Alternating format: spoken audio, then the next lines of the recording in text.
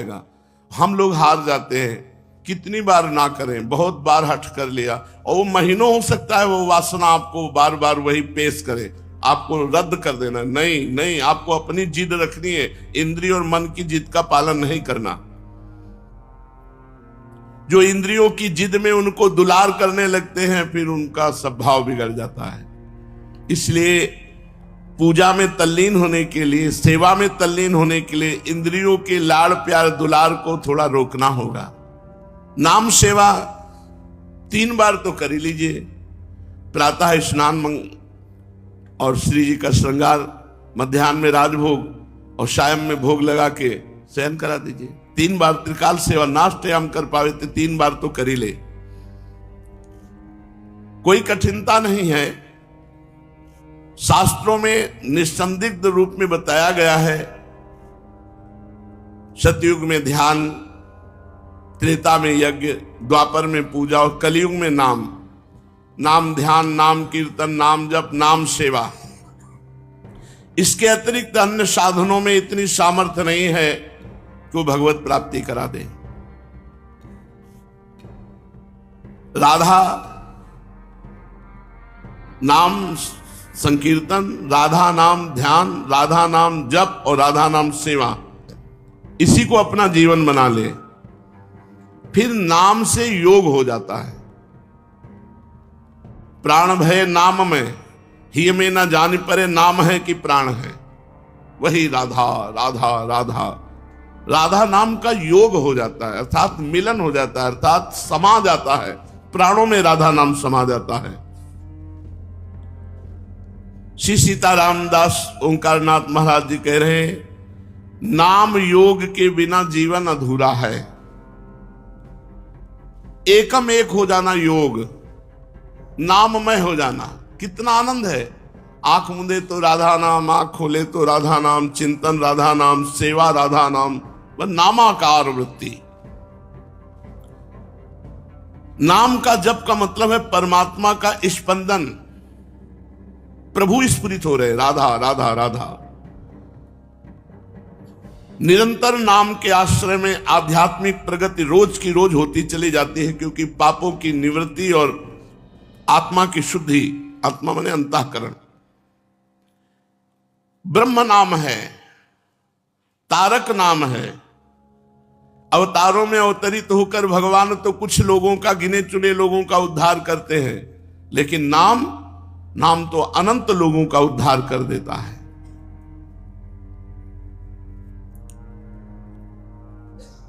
अविरल निरंतर नाम जप और नाम सेवा, बस यही जीवन बना लो। निरंतर नाम जप और नाम सेवा, यही जीवन बना लो। बाबा कह रहे हैं, पाप ताप दुख शोक निवृत्ति अपने आप हो जाएगी। नाम जापक और नाम सेवा वाले को अन्य साधनों की तरफ नहीं देखना चाहिए और अन्य साधकों से संपर्क करना चाहिए, नहीं तो बड़ा विक्षेप पड़ता है।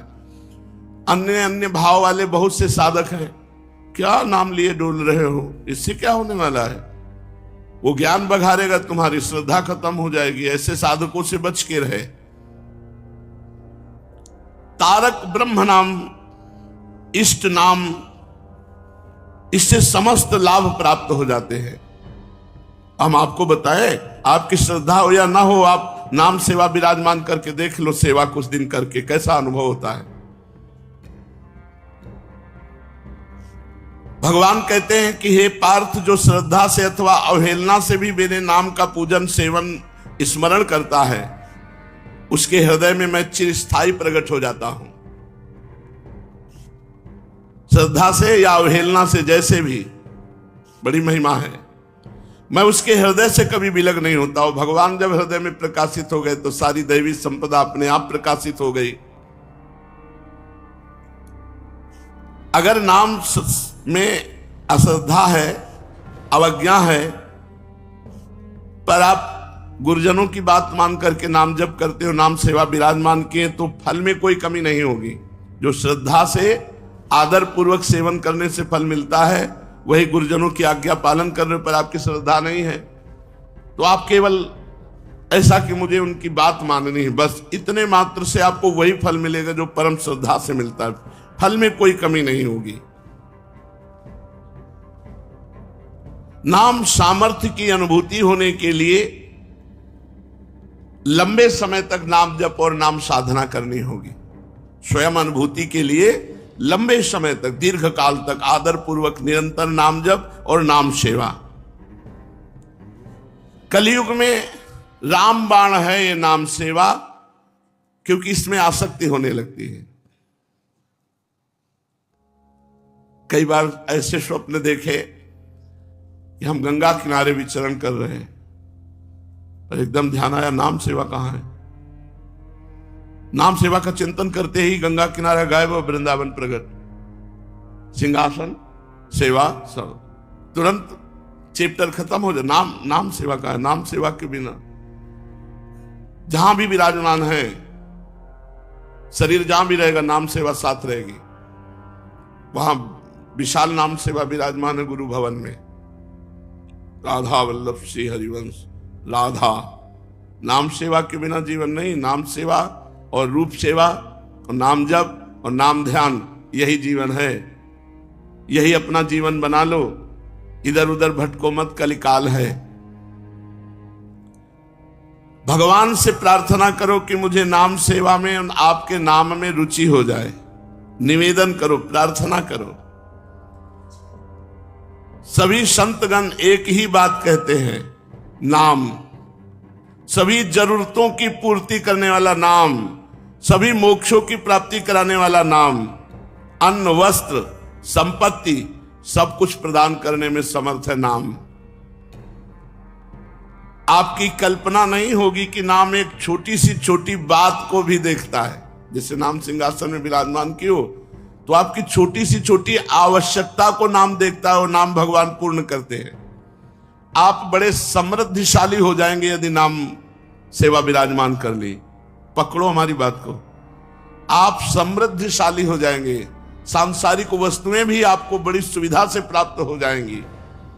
बहुत छोटी छोटी सी बातें ऐसी अनुभव में आई है कि जो नाम सेवा से, जैसे बाबा लिख रहे हैं कि वो समृद्धिशाली हो जाएगा। ऐश्वर्य वैभव लोक सामग्री मारी घूमेगी। नाम सेवा तो करके देखो। मैं अतिशयोक्ति नहीं कह रहा हूं, प्रत्यक्ष महिमा अनुभव करके कह रहा हूं। बाबा कह रहे हैं पवित्र नाम, मंगलमय नाम अपवित्र विचारों को, अमंगलकारी क्रियाओं को नाश कर देता है। इसलिए नाम जप करो, नाम ध्यान करते हुए, नाम कीर्तन करो, नाम ध्यान करते हुए, और नाम सेवा करो ध्यान पूर्वक। यही जीवन बना लो, इसी से परम मंगल होगा। चलते हैं श्रीमद् भागवत महापुराण। भगवान श्री कृष्णचंद्र जी उद्धव जी को ब्रह्मचर्य और गृहस्थ आश्रम का उपदेश किया। अब आज वानप्रस्थ और संन्यास आश्रम के धर्म का उपदेश करते हैं। भगवान श्री कृष्ण ने कहा, प्रिय उद्धव, गृहस्थ के बाद वानप्रस्थ आश्रम है। बहुत तो अपनी जिंदगी कूड़ा करके गृहस्थी में व्यतीत कर देते हैं, आगे बढ़ ही नहीं पाते। नहीं, ब्रह्मचर्य से नैष्ठिक ब्रह्मचर्य और सन्यास, या ब्रह्मचर्य से गृहस्थ, वानप्रस्थ और सन्यास। कोशिश करना चाहिए लड़का बच्चा सयाने हो जाए तो बुढ़ापा में सन्यास ले लेना चाहिए, भगवान के भजन में जीवन व्यतीत करना चाहिए। ना कहीं बाहर जाए तो एक सन्यासी की तरह अपने घर में व्यतीत करने लगे, राग द्वेष छोड़कर निरंतर भजन परायण। चौथी अवस्था में गृह त्याग करके भगवान के धाम और तीर्थों में वास करते हुए जीवन व्यतीत करना चाहिए। अब वानप्रस्थ कितना कठिन है, भगवान से सुनो। भगवान कह रहे, प्रिय उद्धव, यदि गृहस्थ मनुष्य वानप्रस्थ आश्रम में जाना चाहे तो अपनी पत्नी को पुत्रों के हाथ सौंप दे। यदि पत्नी कहती है कि हम भी आपके साथ तपस्या पूर्वक ब्रह्मचर्य पूर्वक रहेंगे, आपके साथ देंगे, तो अपने साथ ले ले और घर परिवार सब कुछ छोड़ दे। और आयु का तीसरा भाग तीर्थों में या वन में रहकर व्यतीत करे। वन के पवित्र कंदमूल और फलों से शरीर निर्वाह करे और वस्त्र न पहने, वृक्षों की छाल पहने, केस न काटे, बाल न बनवाए। मना है बाल बनवाने के लिए, क्योंकि इसमें कष्ट होता है, खुजलाते ही रहते बाल और बोझा है। और जहां छू जाए शरीर में तो चुभते हैं ये, बहुत कष्ट होता है। बाल रखवाना कोई सहज काम थोड़ी कि बाल रखवाना, इसीलिए लोग बिल्कुल क्लीन, दाढ़ी मूछ रोए नख बाल नहीं कटाने चाहिए। वानप्रस्थ को जल में प्रवाह में घुसकर स्नान करे, बाथरूम में नहीं, प्रवाह में, जैसे यमुना की धारा है, जल में घुसकर त्रिकाल स्नान करे 3 बार। और गर्मी में धूप में बैठ करके आसपास कंडा लगा करके बैठे, और सर्दी में ठंडे जल में खड़ा होकर के जब करे। वानप्रस्थ बनेगा कोई है? भगवत प्राप्ति, नाम सेवा, नाम ध्यान, नाम कीर्तन, ये समझ लो, नहीं तो देख लो ऐसी कठोरता।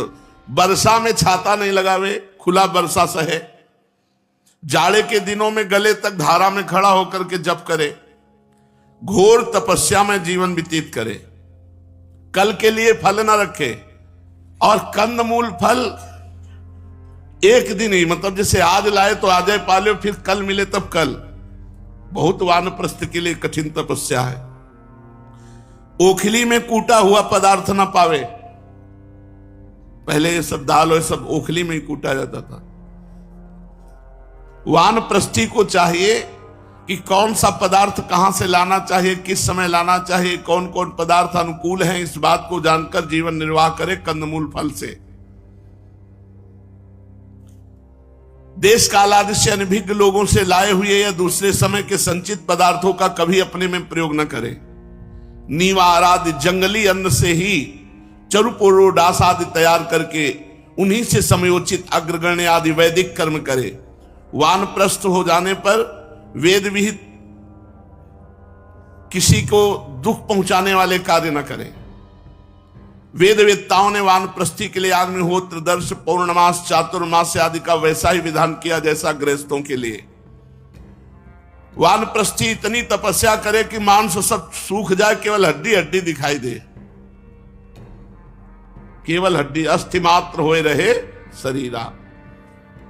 एक एक नस दिखाई देनी चाहिए वानप्रस्थी की, हड्डी हड्डी दिखाई देनी चाहिए।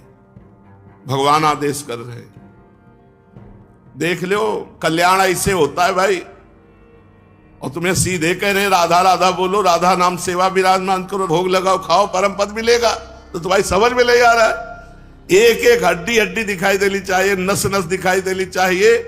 ठंडी में गले तक जल में, गर्मी में आसपास आग रख करके बीच धूप में बैठो, वर्षा सीधे सहो, कंदमूल फल खाओ।